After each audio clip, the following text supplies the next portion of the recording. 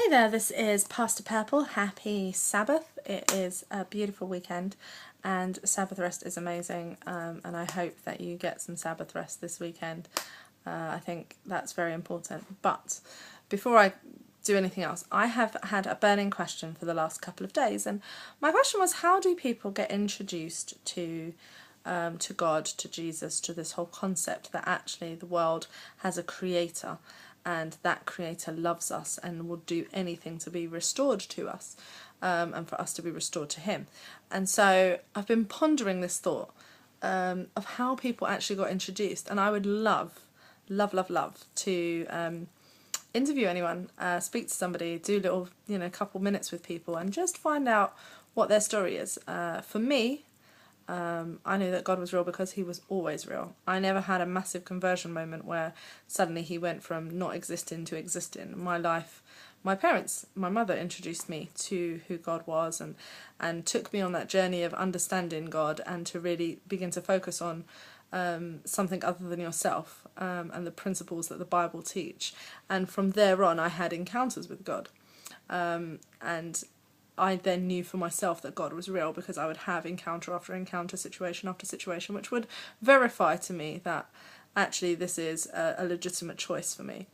For others, it's completely different. Of course, I mean, my main curiosity is, if you've gone from no God to God, how did you make that transition? And what was that like for you? And was it really upsetting, or was it really happy, or do you have moments when it doesn't work? And so I'm really intrigued about that whole process and who actually, or what was influential in moving you from that process between there is no God to being a God, or God is just a distant concept. He's out there and he's not anything to do with me. There might be a God. He may have created the universe. I might believe in this extraterrestrial or extra spiritual being, but here in my life it doesn't have any relevance to suddenly having a relevance.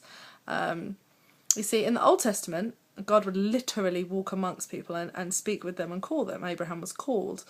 And in the New Testament, Jesus walked amongst and literally called people.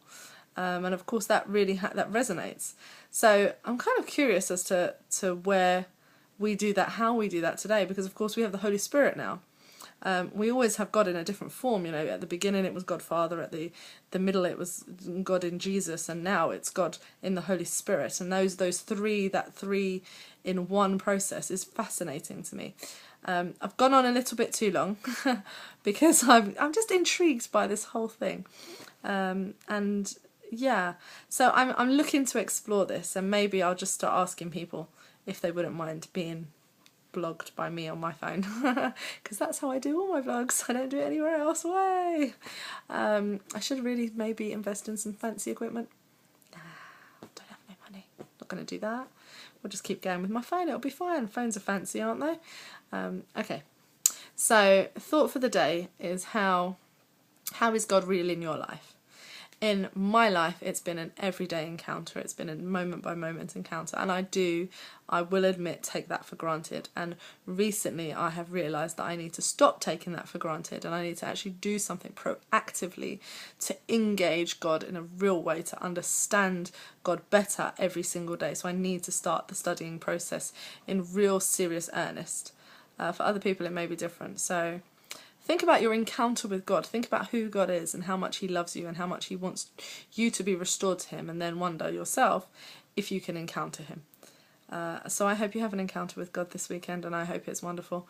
And God bless you. This is Pastor Purple signing out, and I will speak to you very, very soon. God bless.